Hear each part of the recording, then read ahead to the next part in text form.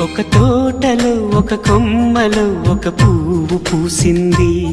మహారాణిలా మహాలక్ష్మిలా ఆ పువ్వు నవ్వింది. అలాగే నవ్వుతూ ఉండాలని నింగి నేల వాగు వంక చెట్టు చేమ గువాగూడు ఆశీర్వదించాయి.